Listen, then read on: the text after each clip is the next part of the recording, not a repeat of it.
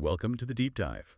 So, today, well, maybe forget what you think you know about global trade for a minute, because we're going to uncover this hidden storm, one that's directly impacting something really, really personal, your health, and the health of communities all over the world. Just try to imagine maybe a small syringe. It's pretty unassuming, right? The kind that's absolutely vital for, say, a premature baby, and suddenly it costs 3 times as much.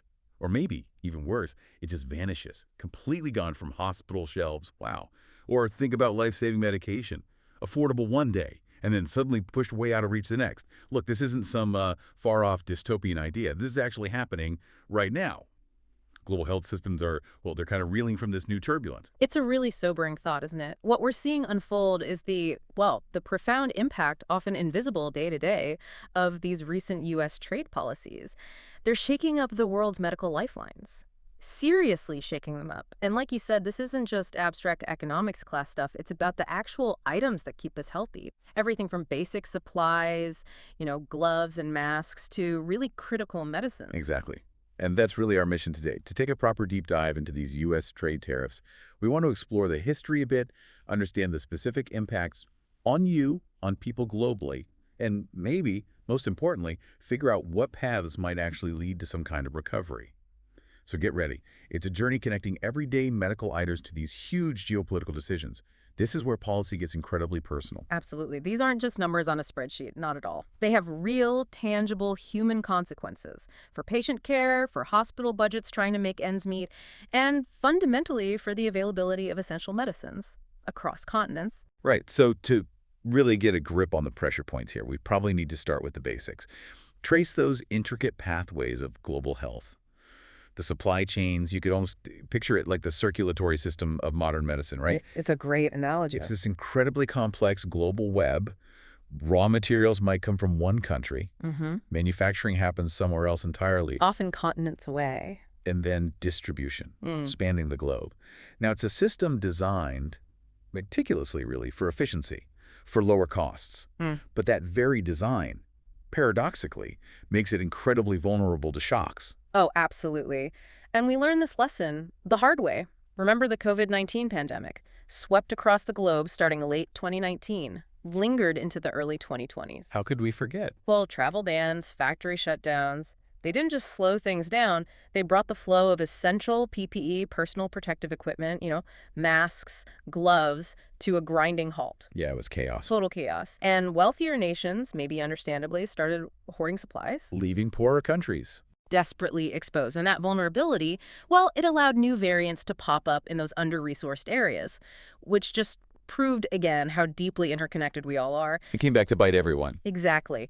The World Health Organization even estimated millions of excess deaths, partly because of these supply disruptions, not just the virus itself. That's such a powerful reminder how quickly things can unravel. Yeah. And now, here we are in 2025, and it feels like history's echoing, doesn't it? But the disruptor this time isn't a virus. It's policy. Right. Policy. Following his re-election in November 2024, President Trump moved fast, enacted steep tariffs. We're talking as high as 60% on Chinese imports, 50% on Indian goods, 30% on South African products, among others. Pretty significant numbers. Yeah. The stated goal, as we often hear, is bring jobs home, address perceived unfair trade. But the ripple effects, they're proving vast, especially in healthcare. And what's really striking when you dig into it is just how incredibly dependent we are on these international connections. For our health, get this, around 69% of medical devices sold right here in the U.S., manufactured entirely outside the country. 69%. Yeah. And look, this isn't just, convenience or laziness. It's a whole ecosystem that's developed over decades. Specialized low-cost manufacturing abroad. It actually enabled U.S. innovation, freed up capital, allowed focus on high-tech development. An irony there. A huge irony. And tariffs just fundamentally disrupt that whole delicate balance. It forces this really costly rethink of national industrial strategy. And the impact, that ripple effect, it really hits home when you look at specific things. Things that seem small, maybe innocuous, like enteral feeding syringes. Critical item. Absolutely essential for feeding patients who can't eat normally. Tiny babies in ICUs, adults with severe swallowing problems, and these specific syringes. Produced almost exclusively in China, with basically no viable alternatives made anywhere else in the world. None. That's a huge vulnerability. Massive. And now, Under these new tariffs, they face a staggering, wait for it, 245% price increase. 245%. Yeah, it turns a cheap critical tool into, well, almost a luxury item overnight. Just imagine being in a neonatal intensive care unit, say, in Texas, right now, scrambling for these things. Nurses having to improvise, maybe unsafely. Administrators tearing their hair out over budgets. This stress must be immense. And the very real threat of shortages. Just like we saw terrifyingly during COVID, industry groups are already sounding the alarm, loudly, warning that hospitals could see their overall expenses jump 15% or more. Which means? Which means forcing incredibly tough choices about patient care, about who gets what. This isn't just dollars and cents, it's hitting vulnerable lives directly. It's immediate, visceral. And isn't that the classic irony of protectionist trade wars? It's so often their most potent feature. They boomerang. They come back to hurt the very country that started them. Almost always. Because while the push to onshore manufacturing, bring it back home, sounds patriotic, ramping up domestic production for complex medical goods. I mean, from sourcing raw materials to the finished product. That takes years. Not months, years. So in the meantime? In the interim, yeah. American consumers, American health systems, they bear the brunt. Increased costs, reduced availability. That's the reality. Okay, let's connect this to something maybe even more familiar. Prescription drugs. Right. A huge concern for so many people. Canada. For a long time, it's been a vital source of affordable meds for Americans. Billions of dollars worth annually, about $8.4 billion just in 2024. So tariffs on Canadian goods, that directly threatens this lifeline, right? Absolutely. It could drive up prices for everything. Insulin, which is already a massive issue. Huge issue. Critical heart medications, you name it.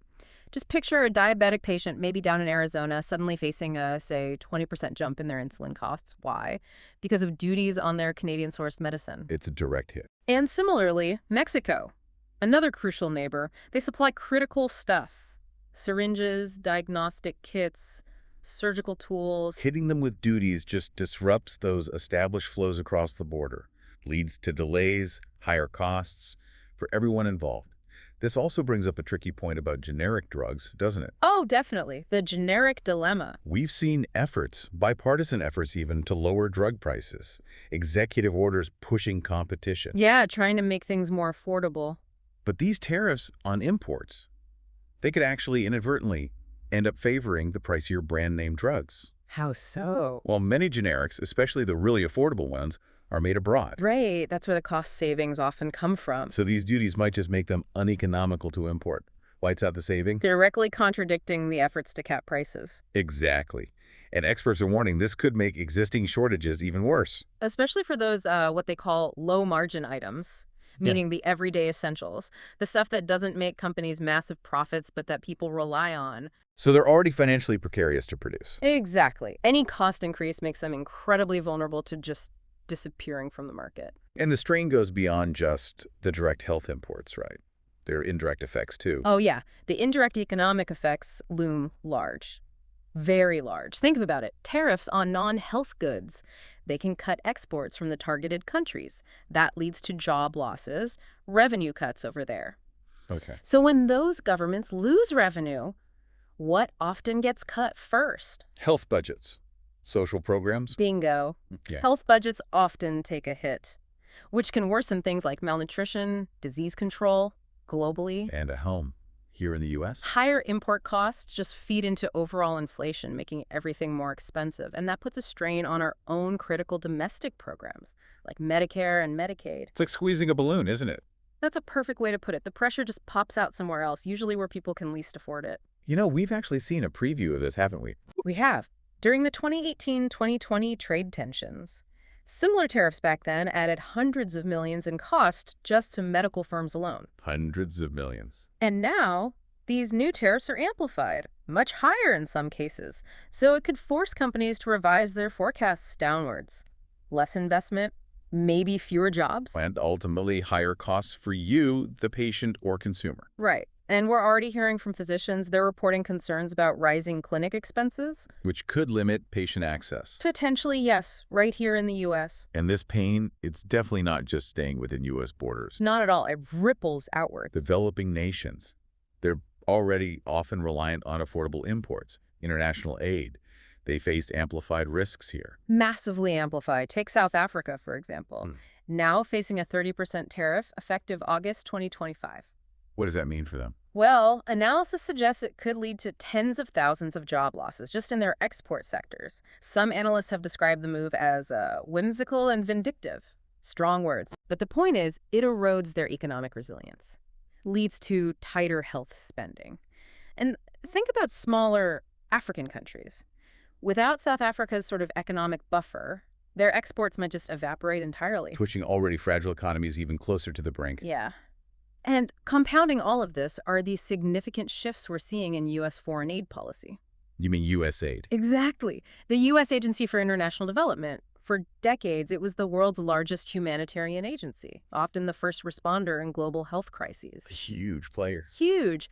But it's seen billions in aid rescinded under the current administration, and the agency itself has been merged into the State Department. Which changes its focus, its capacity. Big time. So countries, say, in sub-Saharan Africa, Yeah. places where USA historically funded things like HIV treatments, crucial vaccine programs, they're now scrambling, looking for alternatives, paying premium prices if they can find them. Or facing Catastrophic stockouts Yeah. of life-saving medicines. It's incredibly serious. So while those aid cuts are creating really dire situations in places like Africa, pushing nations towards self-reliance maybe faster than planned, are we seeing any signs of resilience elsewhere?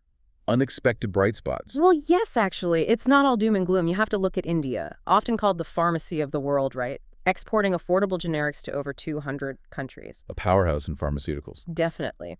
Now, these 50% tariffs on Indian goods triggered partly, remember, by geopolitical stuff like oil imports from Russia. They certainly threaten U.S. sales. That's a hit. But India has a really robust domestic market and strong trade ties with Europe. Those provide significant buffers. So they're not solely dependent on the U.S. market. Not at all. And there's even potential, interestingly, for improving relations with China to foster new pharma collaborations. Imagine blending India's R&D expertise with China's massive manufacturing scale. That could be powerful. Very. You know, India's status isn't just about cheap labor. That's a misconception. It's really a testament to decades of smart strategic government investment in pharmaceutical R&D, in manufacturing capacity. It's a lesson in self-reliance, frankly, that other nations are now kind of scrambling to emulate. Okay, so India shows a different kind of resilience. Okay. But Latin America, still feeling the pinch. Yeah, Latin America definitely feels it too. Mexico's medical exports to the U.S. face duties. That risks factory closures, job losses. Which then cascades down. Exactly, cascades into regional health. Yeah. Because affordable instruments, affordable diagnostics, they're key for everyday surgeries, basic health care across the region. It really is like a domino effect, isn't it? It truly is. Okay. A tariff enacted in Washington Topples a factory in Shanghai. delays a crucial shipment to Nairobi. Or a child might then miss a life-saving vaccine. Precisely. And global studies are already predicting cost hikes of 15–20% in health supplies overall, which just makes existing inequalities worse and creates, countless tragic human stories behind every single statistic. Let's try and make those abstract numbers more real. Step into the shoes of some individuals, because the data shows immense pressure. Right. But to really grasp it, let's think about someone like, say, Maria, a nurse. Busy Chicago hospital. Okay. Before these tariffs, her ward got Chinese-made gloves for pennies apiece. Standard procedure. Right. Now, with the duties, prices have doubled, maybe more, and supplies are dwindling. You might actually hear her say, "We're rationing again," like in COVID. Wow. But not because of a pandemic. No, because of a distant policy decision. Or think about Raj. He's an Indian exporter, sells generic medicines. Suddenly, his U.S. orders just plummet by 40%. Devastating to his business. Huge hit. He's forced into making difficult layoffs. People lose their jobs. But maybe Raj is resourceful. He pivots, works like crazy, and successfully builds new business in Europe, diversifies his market. Saves his company. Saves his company, saves the livelihoods of his remaining employees. It's adaptation, absolutely, but it's a forced adaptation, often painful, and not everyone succeeds like that. And then, let's go back to Africa. Kenya. Dr. Amina. She runs a vital rural clinic, one that previously got critical support from USAID. Okay, reliant on that aid. Yeah. And now, with those aid cuts we talked about, essential antimalarials, they just vanish from the shelves. Gone. Gone. Patients travel for miles, desperate for care. And some arrive too late, tragically too late. succumbing to preventable illnesses. These stories, they just underscore the profound human cost. It's not just dollars and cents being impacted here.